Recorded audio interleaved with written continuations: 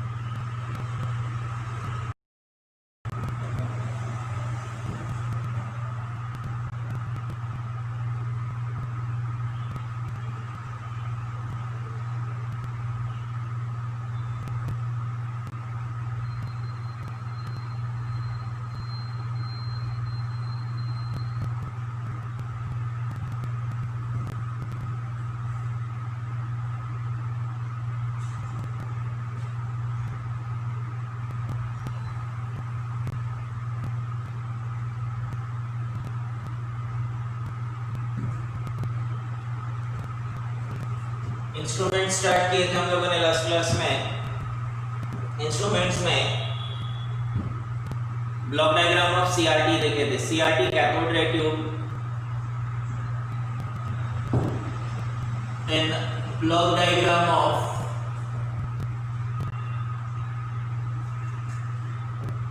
CR, block diagram of CR.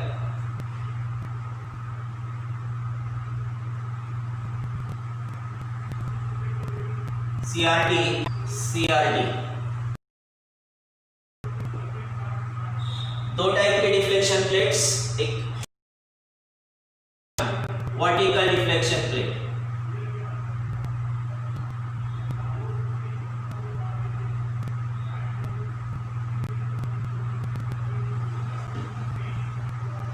horizontal deflection plate and vertical deflection plate.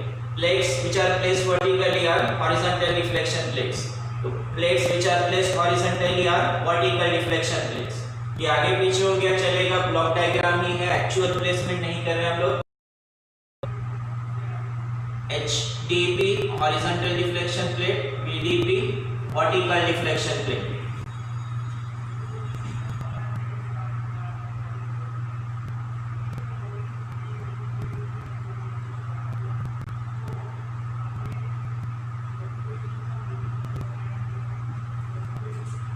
Deflection plate system से start करते हैं।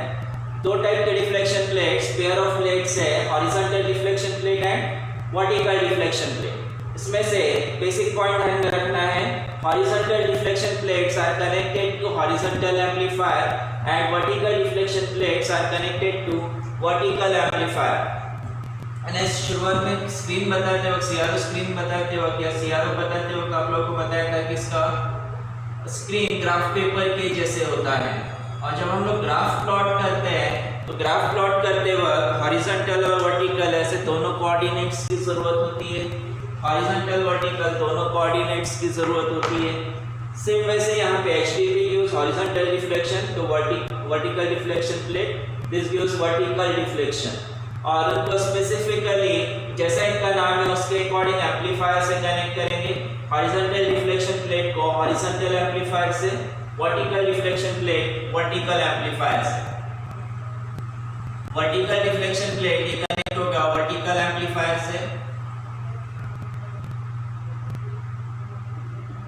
Vertical amplifier. तो horizontal deflection plate इसे connect करना है horizontal amplifier से,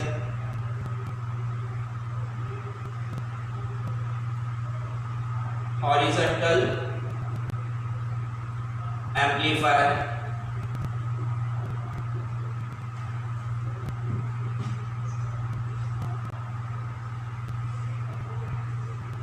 VDP कनेक्ट करेंगे वर्टिकल एम्पलीफायर पे।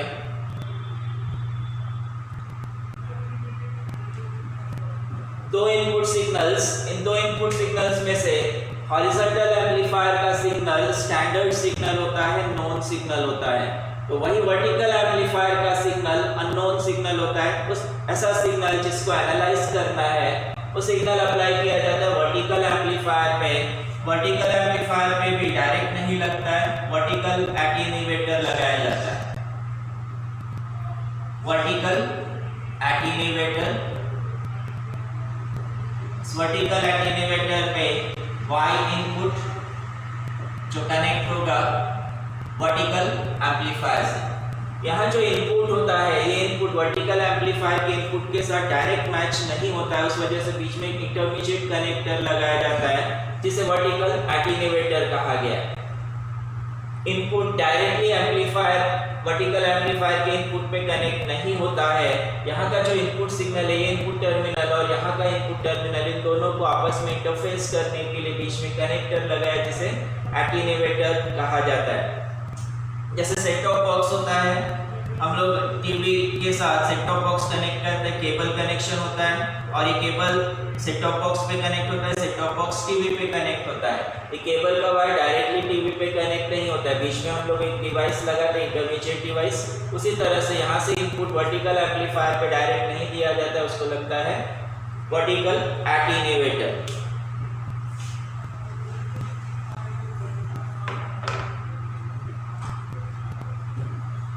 देन हॉरिजॉन्टल एम्पलीफायर का इनपुट ये कनेक्ट होगा ट्रिगर सर्किट से। ट्रिगर सर्किट ये स्विच ऑन करता है टाइम बेस्ड जनरेटर को। टाइम बेस्ड जनरेटर, इसी को सॉटूथ जनरेटर भी कहा जाता है।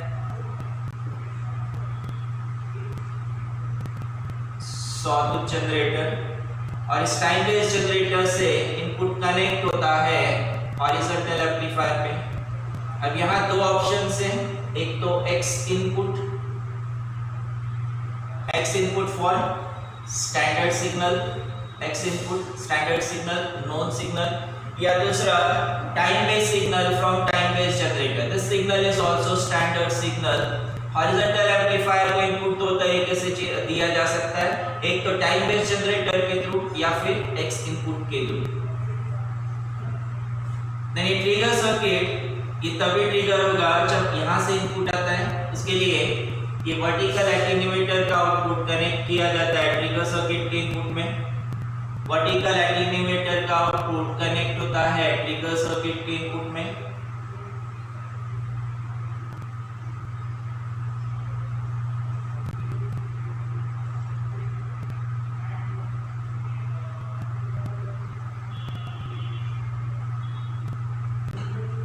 Then a Y input unknown signal,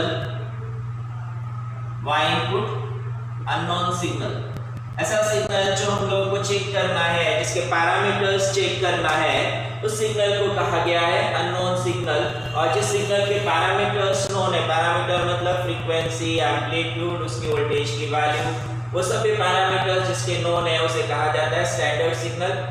X input के थ्रू अप्लाई करते हैं। तो जिसके पैरामीटर्स नहीं पता, जिसका नेचर भी नहीं पता, वो सिग्नल किस तरह का होने वाला है, उस सिग्नल को कहा गया अननोन सिग्नल। अप्लाई किया जाता है Y इनपुट के through. Y input vertical amplifier, X input horizontal amplifier. जिस वक्त फिर से ग्राफ पेपर को अगर हम लोग नोट करते हैं तो ग्राफ पेपर में कोई एक पॉइंट प्लॉट करने के लिए यहाँ पे इसका X कोऑर्डिनेट, Y कोऑर्डिनेट दोनों साथ में होने चाहिए। अब अगर यहाँ से वर्टिकल एम्पलीफायर के थ्रू इनपुट आ गया और ये वर्टिकल रिफ्लेक्शन प्लेट को मिल गया, तो सिर्फ Y कोऑर्डिनेट मिल गया, तो इससे सिर्फ हॉरिजॉन्टल लाइन बनेगी। इस Y कोऑर्डिनेट के साथ वर्टिकल इनपुट के साथ साथ हॉरिजॉन्टल इनपुट भी होना चाहिए, इस एक्सिस का भी कोऑर्डिनेट होना चाहिए, तब जाके यहाँ कहीं मुझे पॉइंट मिलेगा।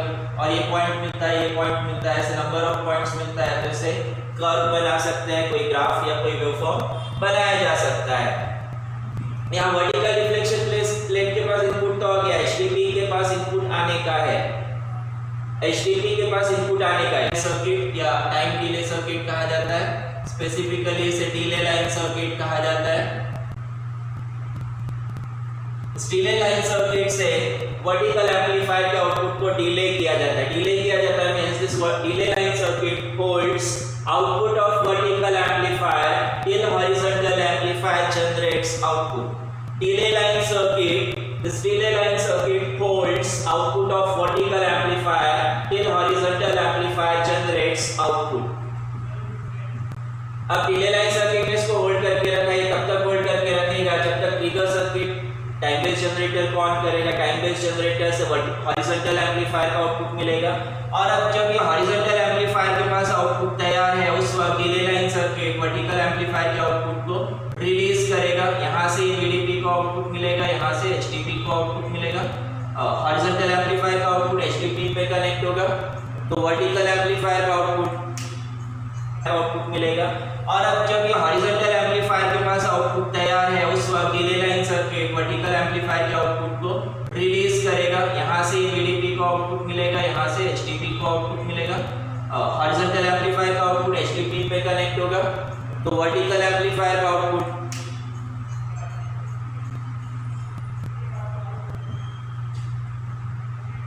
हॉरिजॉन्टल एम्पलीफायर का आउटपुट HDP के इनपुट में आएगा, तो वर्टिकल एम्पलीफायर का आउटपुट VDP के इनपुट में आएगा। ये दोनों इनपुट्स आपस में मिल गया, दो इनपुट्स आ गए, एक x कोऑर्डिनेट दूसरा y कोऑर्डिनेट। तो ऐसे नंबर ऑफ कोऑर्डिनेट्स प्लॉट करके x एंड y कोऑर्डिनेट्स मिलके एक ग्राफ, एक वेवफॉर्म प्लॉट किया जा सकता है। देन स्क्रीन स्कैन होती है, CRO स्क्रीन स्कैन होती है। नंबर ऑफ कोऑर्डिनेट्स के लिए CRO स्क्रीन स्कैन होती है लेफ्ट टू राइट। वापस से लेफ्ट टू राइट आने के लिए यहाँ जो पॉइंटर है इसे पीछे आना पड़ेगा, यहाँ वापस आना पड़ेगा, और ये वापस जब आएगा उस वक्त भी यहाँ लाइन प्रेस करेगा। ये यहाँ की जो लाइन है ये लाइन नहीं होनी चाहिए, इसलिए ब्लैंकिंग सर्किट दिया जाता है। ब्लैंकिंग सर्किट ये कनेक्ट होता है टाइम बेस्ड जनरेटर के थ्रू CRT के CG कंट्रोल ग्रिड पे। टाइम बेस्ड जनरेटर से ही टाइम बेस्ड जनरेटर में सॉटूथ वेवफॉर्म जनरेट होता है। सॉटूथ कुछ इस तरह का वेवफॉर्म जनरेट होता है, पॉजिटिव एंड नेगेटिव। कैपेसिटर होने की वजह से एक्सपोनेंशियल कर्व आता है। चार्जिंग वाला जो पार्ट है वो हॉरिजॉन्टल एम्पलीफायर यूज करता है। ये एक्सपोनेंशियल चार्जिंग वाला जो पार्ट है, this part is utilised by horizontal amplifier. तो जो नेगेटिव डिस्चार्ज होने वाला पार्ट है, this part is utilised by blanking circuit. जो रिवर्स स्वीप है, इस रिवर्स स्वीप को ब्लैंक आउट करने के लिए, ये रिवर्स स्वीप डिस्प्ले नहीं होना चाहिए, इसको ब्लैंक करने के लिए ब्लैंकिंग सर्किट का यूज किया जाता है। ब्लैंकिंग सर्किट कनेक्ट होता है कंट्रोल ग्रिड पे। कंट्रोल ग्रिड को ऑफ कर देता है, कंट्रोल ग्रिड ऑफ कर देता है तो जितने ये ड्यूरेशन, उतने ड्यूरेशन के लिए ऑफ करता है जितना ड्यूरेशन इसको यहाँ से वापस यहाँ आने के लिए लगता है।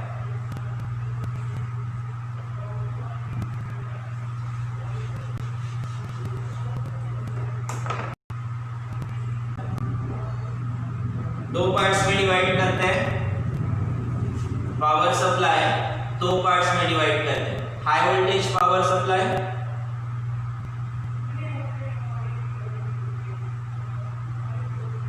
दूसरा low voltage power supply. High voltage power supply specifically CRT के लिए दिया जाता है। CRT के लिए to CRT cathode ray tube को हाई वोल्टेज लगता है। High voltage means this voltage is minimum 500 volts. High voltage is minimum 500 volts. 500 volts to 20,000 volts तक हो सकता है डिपेंडिंग अपॉन CRO। किस तरह का CRO है उसके अकॉर्डिंग 500 वोल्ट से लेकर 20,000 वोल्ट्स तक का ये सप्लाई हो सकता है, वोल्टेज हो सकता है। Then low voltage power supply, ये बचा हुआ बाकी का circuit, to remaining circuit.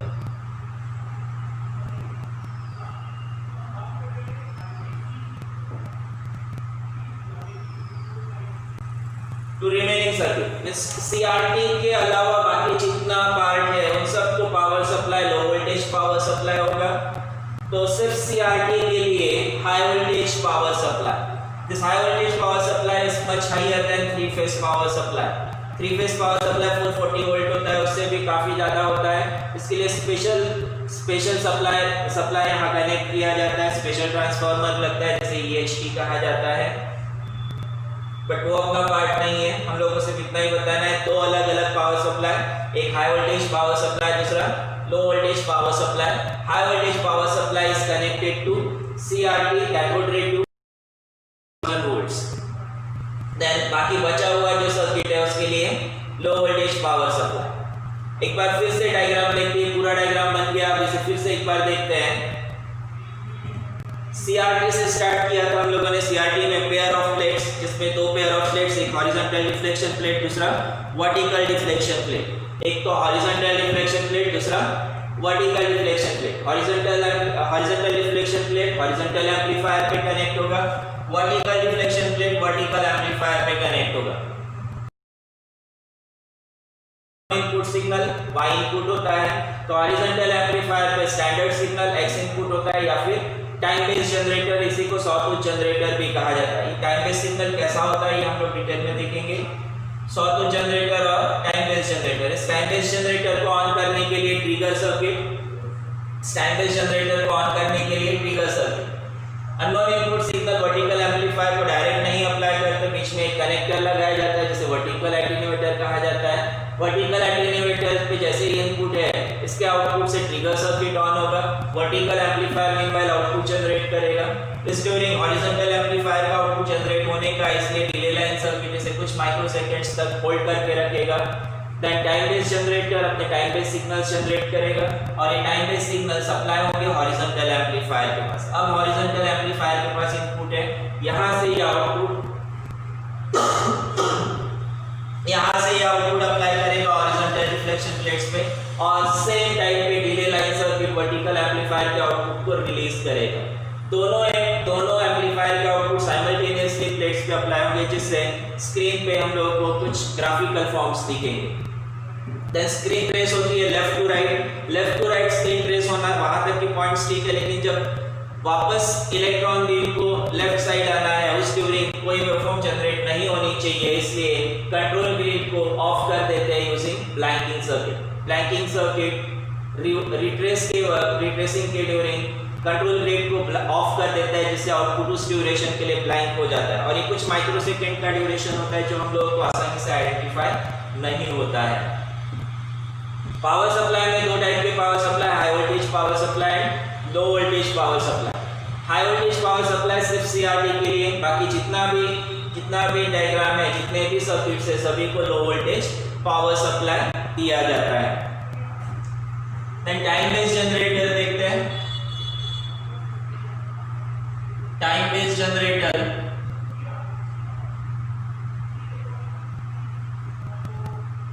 Generator इसी को सॉटूथ जनरेटर भी कहा जाता है। Time based generator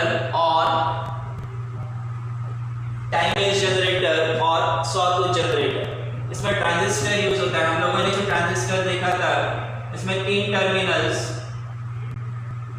base, collector, ammeter, ये 3 टर्मिनल वाला ट्रांजिस्टर देखा था। सेम ऐसा ही 3 टर्मिनल वाला यहाँ पे ट्रांजिस्टर, लेकिन यहाँ अलग ट्रांजिस्टर लगेगा। यहाँ जो ट्रांजिस्टर लगता है, this transistor is unijunction transistor. इसका सिंबल, इसमें भी 3 टर्मिनल्स है, लेकिन सिंबल कुछ इस तरह से।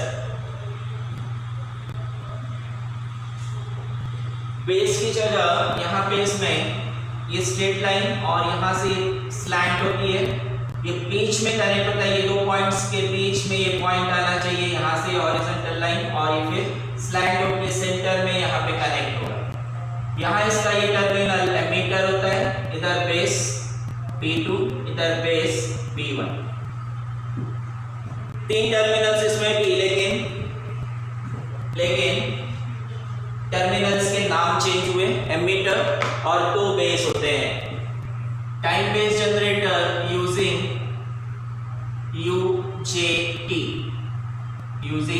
UJT unijunction transistor. नीचे कहीं यहाँ लिखेंगे UJT। पहले सर्किट कंप्लीट करते हैं। यहाँ बेस कनेक्ट करते हैं, ऊपर वाला बेस हाई वोल्टेज से कनेक्ट होगा, और नीचे वाला बेस ये कनेक्ट होगा लो वोल्टेज से। लो वोल्टेज यानी ग्राउंड से कनेक्ट होगा। ऊपर ही सप्लाई से कनेक्ट होगा, हाई वोल्टेज यानी सप्लाई होता है plus VBB। Page to page connection हो रहा है उसको जैसे VBB, collector to collector connect होता है तो VCC, page to page connect होगा तो वीबीबी। देन यहाँ लगेगा रेजिस्टर, ये रेजिस्टर वेरिएबल होगा, और यहाँ लगेगा कैपेसिटर। इसे दो अलग अलग तरीके से बनाया जा सकता है। एक तरीका जो मैंने यूज किया, वेरिएबल रेजिस्टर लेके फिक्स वैल्यू का कैपेसिटर, दूसरा तरीका फिक्स्ड वैल्यू का रेजिस्टर और मल्टीपल कैपेसिटर्स लगाते हैं, फिक्स वैल्यू का रेजिस्टर लगाते हैं और मल्टीपल कैपेसिटर्स लगाते हैं। ये कुछ इस तरह से कनेक्ट हो सकते हैं। इस तरह से नंबर ऑफ कैपेसिटर्स लगाए जा सकते हैं। वेरिएबल वैल्यू का कैपेसिटर नहीं होता है, इसलिए अलग अलग वैल्यू के कैपेसिटर्स लगाने पड़ते हैं। हम लोग अलग अलग वैल्यू के कैपेसिटर लगाने की बजाय वेरिएबल वैल्यू का रेजिस्टर यूज करते हैं और फिक्स्ड वैल्यू का कैपेसिटर यूज करते हैं। आउटपुट लिया जाता है अक्रॉस कैपेसिटर, आउटपुट मिलेगा अक्रॉस कैपेसिटर। अब कैपेसिटर के अक्रॉस आउटपुट है, दिस मींस जो भी आउटपुट होगा वो कैपेसिटर का ही चार्जिंग और डिस्चार्जिंग होगा। Capacitor is like a water tank, इसमें इनपुट वाटर आता है और टैप के थ्रू आउटपुट में वाटर जाता है। सेम वैसे ही कैपेसिटर में एनर्जी स्टोर होती है वोल्टेज और चार्जेस की फॉर्म में। एनर्जी या वोल्टेज स्टोर होता है in the form of charges, और जब सर्किट को जरूरत है तब ये चार्जेस सर्किट के आगे के पार्ट्स को दिए जाते हैं। यहाँ एक transistor, unijunction transistor, UJT transistor,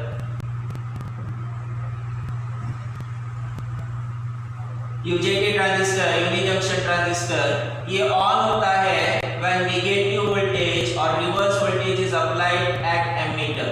ammeter पे जिस वक्त नेगेटिव पोटेंशियल होगा उस वक्त ये ट्रांजिस्टर ऑन होगा। तो अगर इस सिचुएशन में हम लोग नोट करते हैं, यहाँ से हाई वोल्टेज, यहाँ से करंट फ्लो हो रहा है, मींस हाई वोल्टेज अप्लाई हो रहा है, एमीटर पे हाई वोल्टेज आ रहा है। दिस मींस यहाँ का ट्रांजिस्टर ऑन नहीं होगा, ट्रांजिस्टर ऑफ है। अब ट्रांजिस्टर ऑफ है तो इस करंट को फ्लो होने के लिए दूसरा पाथ है, कैपेसिटर के पास जाएगा। यहाँ कैपेसिटर चार्ज होगा up to its full capacity, जितनी इसकी कैपेसिटी है उतना ही चार्ज होगा। चार्ज होने के बाद ये डिस्चार्ज होने के लिए अल्टरनेट पाथ देखेगा। डिस्चार्ज इधर नहीं हो सकता है, ये अल्टरनेट पाथ देखता है, इधर रिवर्स करंट अप्लाई करता है, और जैसे यहाँ से रिवर्स करंट अप्लाई करता है इस एमीटर पे नेगेटिव पोटेंशियल आता है, unijunction transistor UJT on होता है। जैसे ही कैपेसिटर रिवर्स करंट अप्लाई करेगा, करता है एमीटर पे नेगेटिव पोटेंशियल आएगा। नेगेटिव पोटेंशियल आते ही ट्रांजिस्टर ऑन होगा और कैपेसिटर में जितना करंट है वो ग्राउंड में डिस्चार्ज हो जाएगा। इन रेजिस्टर्स को लेबल किया जा सकता है RB2, RB1। ये रेजिस्टर्स, यहाँ का ये रेजिस्टर RB2 ये सिर्फ बेस 2 को हाई वोल्टेज से कनेक्ट करने के लिए, और ये रेजिस्टर इसके थ्रू कैपेसिटर चार्ज होगा, और जैसे ही कैपेसिटर चार्ज हो गया रिवर्स करंट जब अप्लाई करेगा तो ये रेजिस्टर उस करंट को रेजिस्ट करेगा तो इसको अपोज करेगा। तो दूसरा इसके पास ऑप्शन है एमीटर, ये एमीटर पे जाएगा। यहाँ पे एमीटर को नेगेटिव पोटेंशियल की जरूरत है और वही कैपेसिटर अप्लाई कर रहा है। नेगेटिव पोटेंशियल जैसे ही मिलेगा ये ट्रांजिस्टर ऑन होगा। ट्रांजिस्टर ऑन होते ही कैपेसिटर में जितना चार्ज है ये डिस्चार्ज हो जाएगा। कुछ इस तरह से ये कंसेप्ट चलेगा। इनिशियली कैपेसिटर चार्ज होगा, एक्सपोनेंशियली चार्ज होता है।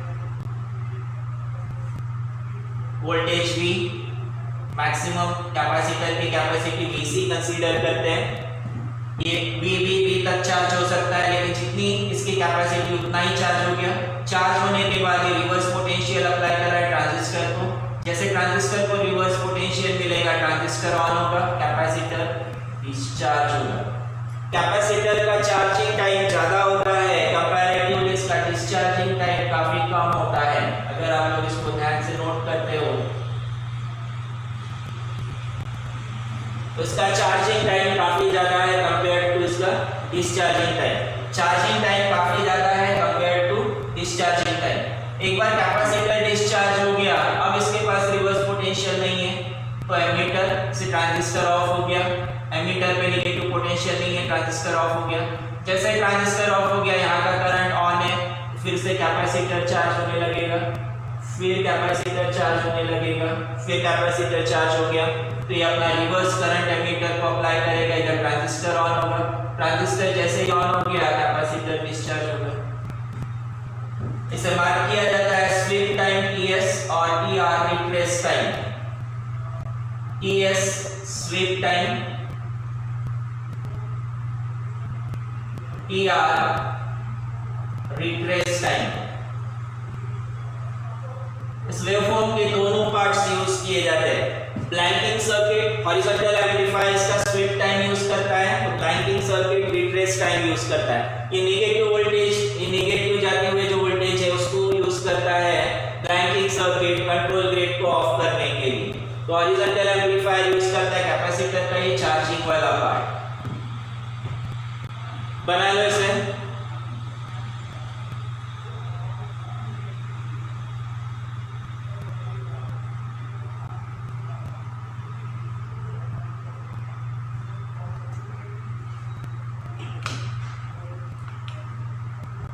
आज भी स्टूडेंट्स कम है, अपनी स्ट्रेंथ बढ़ नहीं रही ऑनलाइन वाली। ऑफलाइन तो काफ़ी सारे वीडियोस, काफ़ी सारे व्यूज़ दिखते हैं, बट ऑनलाइन में क्लास चल रहा है तो ऑनलाइन में काफ़ी सारे स्टूडेंट्स आने चाहिए, ऐसा मैं एक्सपेक्ट करता हूँ।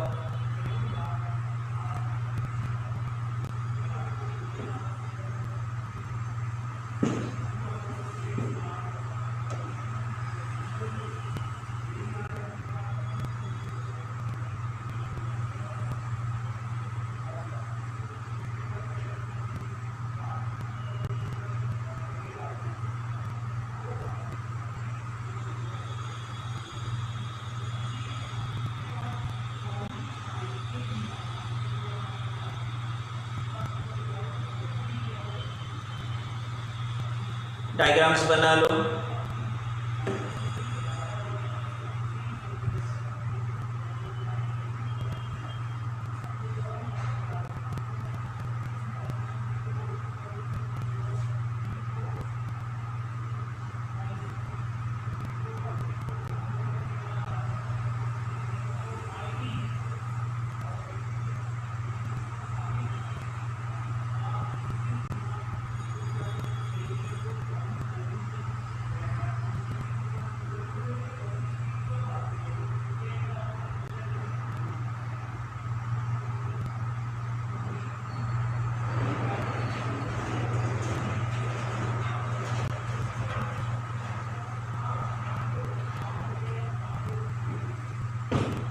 इसमें वर्टिकल एटेन्यूएटर पे वोल्ट्स पर डिवीजन नॉब लगाया जाता है, तो टाइम बेस्ड जनरेटर को टाइम पर डिवीजन नॉब लगाया जाता है। ये नॉब यानी बटन्स, इन बटन्स का रोल एप्लीकेशन में आएगा, इसको हम लोग एप्लीकेशन में डिटेल में डिस्कस करेंगे। क्या करता है ये अभी हम लोग डिस्कस नहीं करेंगे, इसे डिस्कस करेंगे application schedule.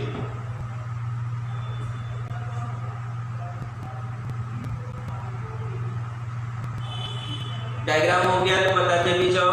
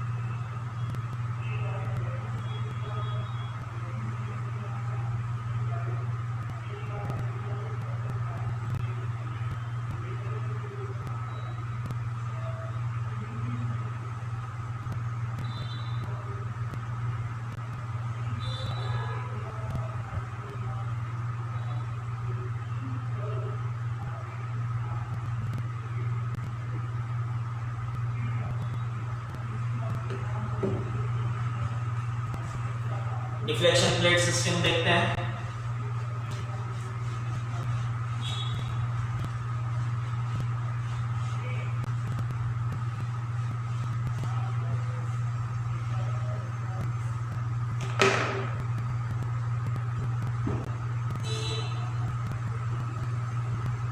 Deflection plate systems, दो टाइप के डिफ्लेक्शन प्लेट्स हैं, एक तो हॉरिजॉन्टल डिफ्लेक्शन प्लेट, दूसरा vertical deflection plate. Horizontal deflection plate pair of plates है, वैसे दो पेयर्स लगी है, एक हॉरिजॉन्टल डिफ्लेक्शन प्लेट, दूसरा vertical deflection plate. Deflection plate system electrostatic, दो टाइप के सिस्टम्स इसमें, electrostatic deflection system, electrostatic deflection system.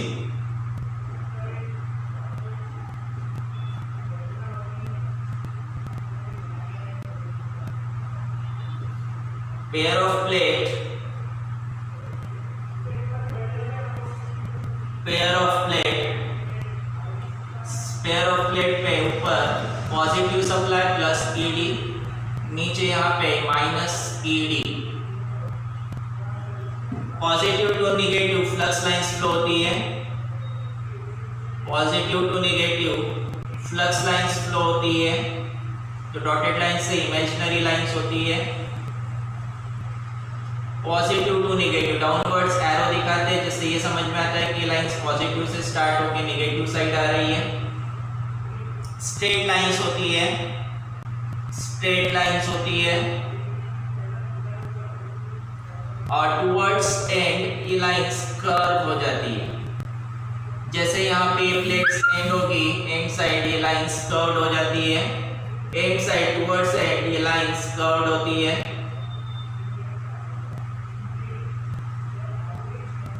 Curved lines. अब इस फील्ड के इन्फ्लुएंस से इलेक्ट्रॉन बीम ट्रैवल करता है, इस फील्ड के इन्फ्लुएंस से इलेक्ट्रॉन बीम ट्रैवल करता है।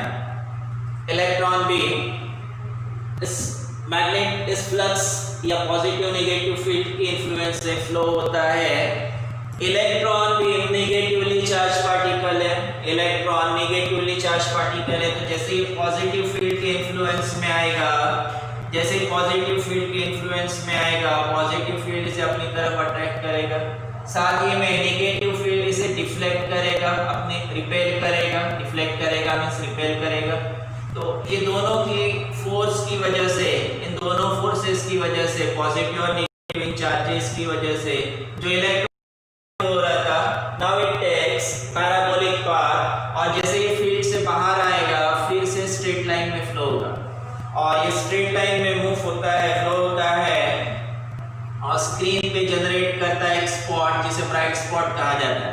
ये इलेक्ट्रॉन बीम यहाँ कहीं आना चाहिए था, इतना डिफ्लेक्ट हो गया, कैपिटल डी से मार्क करते हैं। यहाँ सेंटर में आना चाहिए था। डिफ्लेक्शन, वर्टिकल डिफ्लेक्शन प्लेट्स हम लोगों ने यहाँ शो किया है। हॉरिजॉन्टल डिफ्लेक्शन नहीं दिखा पाएंगे क्योंकि हॉरिजॉन्टल डिफ्लेक्शन में सिर्फ एक स्पॉट बनेगा, इसलिए हम लोग वर्टिकल डिफ्लेक्शन दिखा रहे हैं इसमें। Electron beam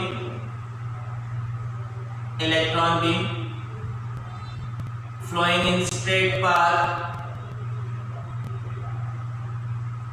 takes parabolic path when comes across this field, parabolic path, और वापस फील्ड से बाहर आने के बाद स्ट्रेट लाइन में मूव होता है।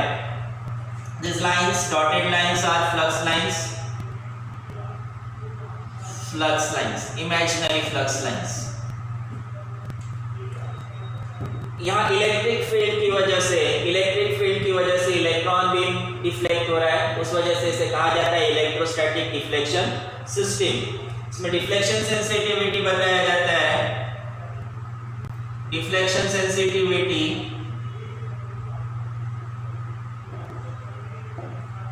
S equal to D by ED। Deflection sensitivity S equal to D by ED। D is amount of shift amount of shift, spot का जो शिफ्ट है, स्पॉट शिफ्ट जो है वो होता है डी, कैपिटल डी से मार्क किया। ED means applied voltage and S is deflection sensitivity. Deflection sensitivity की रेशियो है spot shift to applied voltage. इसका यूनिट होगा, अगर हम लोग डिविजन्स, ये स्पॉट शिफ्ट लेते हैं नंबर ऑफ डिविजन्स में, तो डिविजन्स पर वोल्ट और मिलीमीटर पर वोल्ट और सेंटीमीटर पर वोल्ट या फिर मीटर पर वोल्ट हो सकता है। डिफ्लेक्शन सेंसिटिविटी का यूनिट डिविजन्स पर volt, spot shift number of divisions में, डिविजन्स को पर्टिकुलर मिलीमीटर और सेंटीमीटर के स्केल में कन्वर्ट करते हैं तो मिलीमीटर पर वोल्ट और सेंटीमीटर पर वोल्ट हो सकता है। ये ऑब्जेक्टिव में भी पूछा जाता है, इसका यूनिट ऑब्जेक्टिव में पूछा जाता है। इसके अलावा ये फॉर्मूला न्यूमेरिकल्स में भी यूज करना है। Deflection sensitivity S equal to D by ED. Electrostatic deflection system, electric charges, electric potential की वजह से डिफ्लेक्शन होता है, उस वजह से उसे इलेक्ट्रोस्टैटिक डिफ्लेक्शन सिस्टम कहा गया है।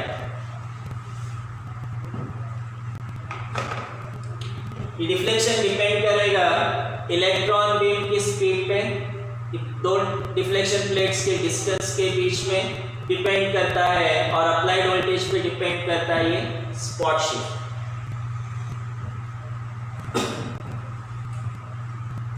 देन दूसरा डिफ्लेक्शन आता है इलेक्ट्रोमैग्नेटिक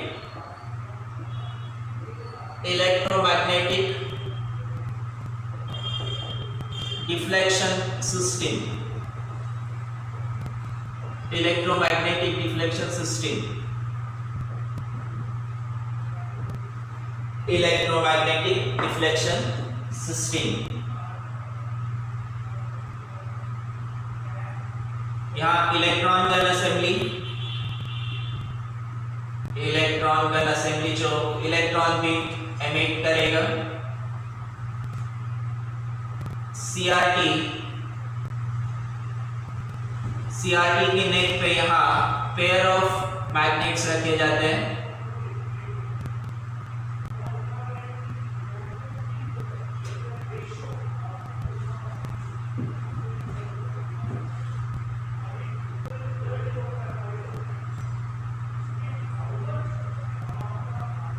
पेयर ऑफ मैग्नेट्स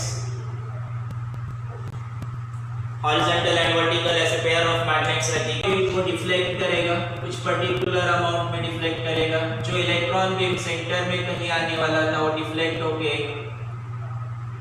कुछ पर्टिकुलर डिस्टेंस पे चलेगा, फिर से स्पॉट शिफ्ट हो रहा है। यहाँ अब इस मैग्नेटिक फील्ड की वजह से पेयर ऑफ मैग्नेट्स हैं, pair of magnets, electron beam,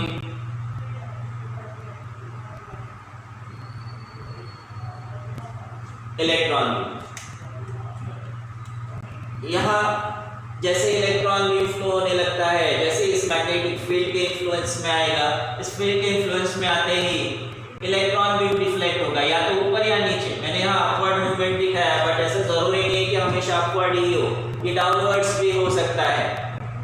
यहाँ पॉजिटिव हम लोगों ने ऊपर लगाया, इस वजह से ऊपर, और यहाँ पे भी उसी तरह से ये कंसीडर करके चल रहे हैं हम लोग कि पॉजिटिव फील्ड अपवर्ड डायरेक्शन में है, उस वजह से मैंने इसको अपवर्ड मूवमेंट दिखाया। डिफ्लेक्शन हो रहा है, स्पॉट शिफ्ट हो रहा है। यहाँ स्पॉट शिफ्ट हो रहा है इस मैग्नेट्स की वजह से, मैग्नेट के मैग्नेटिक इफेक्ट की वजह से, उस वजह से इस इफेक्ट को कहा गया electromagnetic deflection system. Electric field की वजह से हो रहा है तो electrostatic deflection system, magnetic field की वजह से हो रहा है तो इलेक्ट्रोमैग्नेटिक डिफ्लेक्शन सिस्टम। इसका डिफरेंस भी पूछा जाता है, लिख लो इसे, बना लो।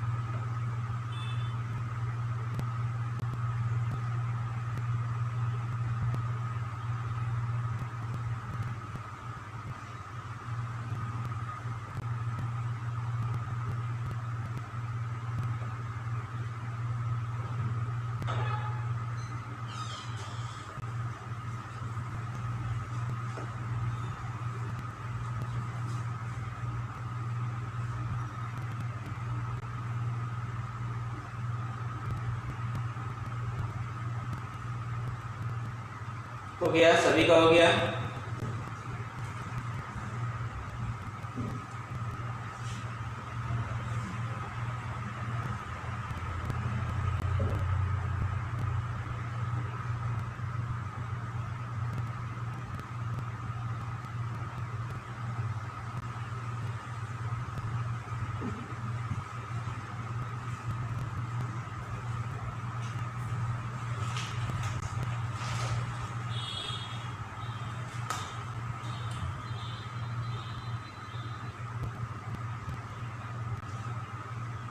पेपर 1 के नोट्स बुकलेट अगर हम लोगों ने कलेक्ट नहीं किया होगा, ऑफिस से आके कलेक्ट कर सकते हो।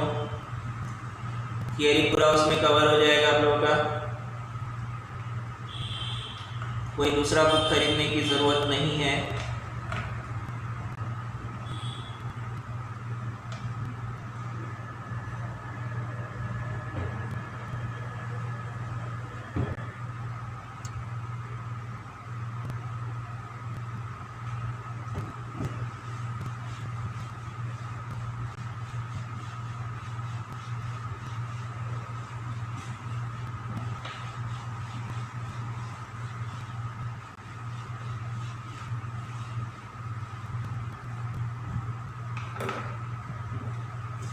Then focusing system,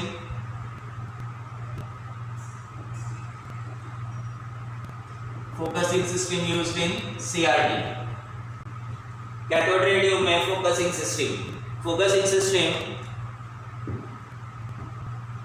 electron beam particular direction में फोकस कैसे होता है, जहां से होता है pre accelerating anode, accelerating anode and focusing anode. ये तीनों एनोड्स सिलेंड्रिकल होते हैं। सिलेंड्रिकल यानी इस तरह से ये जैसे मार्कर सिलेंड्रिकल है और यहाँ छोटा सा ये डॉट दिख रहा है, इससे भी काफी छोटा इसमें होल होता है, पिन होल जिसे कहा जाता है। और इतने छोटे से होल से इलेक्ट्रॉन बीम्स ट्रैवल होते हैं, मल्टीपल इलेक्ट्रॉन बीम्स ट्रैवल करते हैं।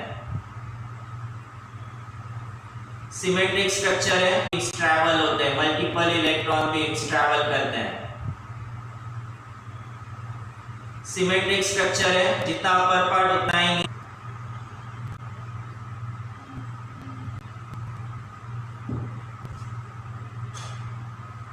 पहला एनोड है प्री एक्सीलरेटिंग एनोड, पहला एनोड है pre accelerating anode, pre accelerating anode. दूसरा anode focusing anode, focusing anode. और तीसरा एक्सीलरेटिंग एनोड। दो एक्सीलरेटिंग एनोड्स के बीच में फोकसिंग एनोड है। Pre accelerating anode, focusing anode, accelerating anode. इसमें दोनों एक्सीलरेटिंग एनोड सेम पोटेंशियल पे कनेक्ट होते हैं, तो comparatively focusing anode is connected at lower potential. Focusing anode comparatively lower potential पे कनेक्ट होता है। फोकसिंग एनोड यहां कनेक्ट होता है, वेरिएबल किया है focus control button, variable resistor. Volume control की जो घुमाने वाली बटन होती है, ये इधर ग्राउंड से यहाँ कनेक्ट किया तब भी चलेगा, यहाँ कनेक्ट किया तब भी चलेगा। इन दोनों के बीच में ये दोनों सेम पोटेंशियल पे कनेक्ट हुए, तो कंपैरेटिवली ये लोअर पोटेंशियल पे कनेक्ट हुआ है। अब इसके लोअर पोटेंशियल की वजह से बीच में यहाँ पे इन दो एनोड्स के बीच में इमेजिनरी कॉन्वेक्स लेंस फॉर्म होता है पोटेंशियल डिफरेंस का। यहाँ इमेजिनरी कॉन्वेक्स लेंस फॉर्म होता है पोटेंशियल डिफरेंस का। इलेक्ट्रॉन बीम्स जो फॉरवर्ड डायरेक्शन में ट्रैवल कर रहे थे, अपवर्ड डायरेक्शन, और इधर डाउनवर्ड डायरेक्शन में फ्लो होते हैं। कुछ इलेक्ट्रॉन बीम्स फ्लो होंगे और बाकी के इधर ही कंट्रोल पीरियड इसे रिजेक्ट करेगा। ये इलेक्ट्रॉन बीम्स जैसे यहाँ कॉन्वेक्स लेंस मिलता है, इमेजिनरी कॉन्वेक्स लेंस मिलता है पोटेंशियल डिफरेंस का, the electron beams which are traveling upwards or downwards, जो upward और downward जा रहे थे, now they becomes parallel or converges parallel to principal axis। ये parallel to principal axis होंगे। जो इलेक्ट्रॉन बीम अपवर्ड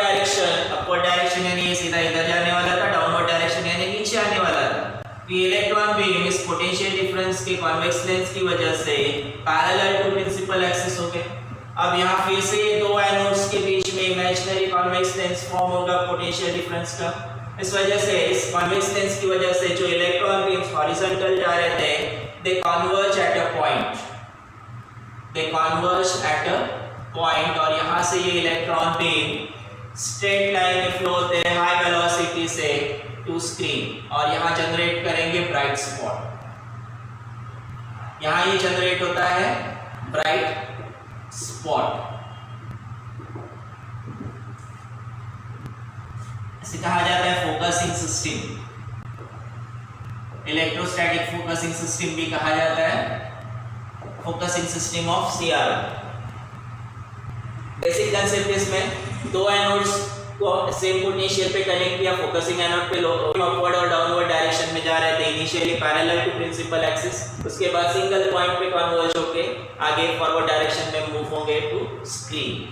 ये इलेक्ट्रॉन बीम्स यहाँ पे हाई वेलोसिटी से फ्लो होते हैं, पर्टिकुलर एक डायरेक्शन प्रोवाइड करने के साथ साथ ये एनोड्स इसे वेलोसिटी भी प्रोवाइड करते हैं। जहाँ कैथोड नेगेटिवली चार्ज है, एनोड पॉजिटिवली चार्ज होते हैं, अपनी तरफ इसको हाई वेलोसिटी से अट्रैक्ट करेंगे, जितने फोर्स से अट्रैक्ट करेंगे उतनी वेलोसिटी ज़्यादा होगी। ये कॉन्वेक्स लेंस का फोकल लेंथ एडजस्ट किया जा सकता है बाय एडजस्टिंग फोकस मींस ये वेरिएबल रेजिस्टर वैरी करके, इस वेरिएबल रेजिस्टर को वैरी करके फोकस एडजस्ट किया जाता है और इसका फोकल लेंथ एडजस्ट किया जा सकता है। ये बना लो, इसको कल एप्लीकेशन पार्ट देखेंगे।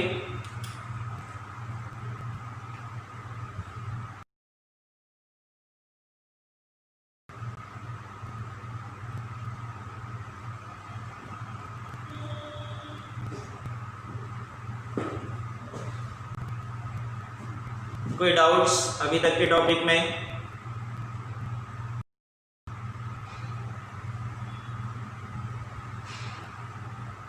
सिंपलीफाइड फॉर्म में डायग्राम कहाँ पे डाउट है वो बताओ।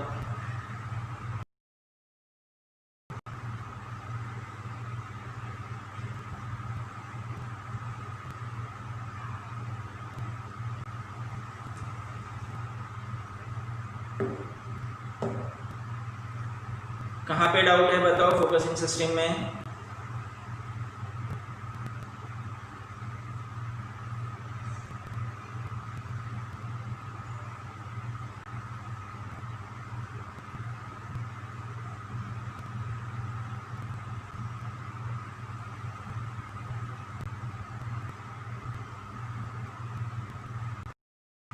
फोकसिंग सिस्टम इलेक्ट्रॉन एमिट होता है, कंट्रोल इलेक्ट्रॉन्स एमिट होते हैं कैथोड टर्मिनल से, कैथोड टर्मिनल इलेक्ट्रॉन्स एमिट करेगा हाई वेलोसिटी से, इसको anode electron negatively charge particle anode पहुंच जाते हैं। यहाँ जब इसको कॉन्वेक्स लेंस मिलता है, इमेज पोटेंशियल डिफरेंस का कॉन्वेक्स लेंस मिलता है, तो जो इलेक्ट्रॉन बीम अपवर्ड और डाउनवर्ड डायरेक्शन में जा रहे थे, जो इलेक्ट्रॉन बीम्स अपवर्ड और डाउनवर्ड डायरेक्शन में जाने वाले थे, they converge parallel to principal axis. और जब दूसरा यहाँ कॉन्वेक्स लेंस मिलता है तो सभी इलेक्ट्रॉन बीम्स एक सिंगल पॉइंट पे कन्वर्ज होते हैं और यहाँ से स्क्रीन पे ब्राइट स्पॉट जनरेट करते हैं।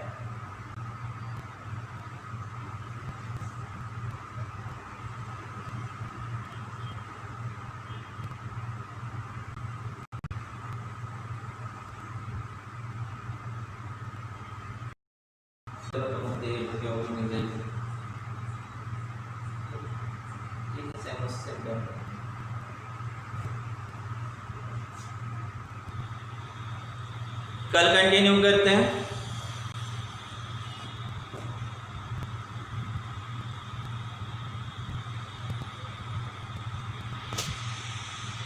बाय।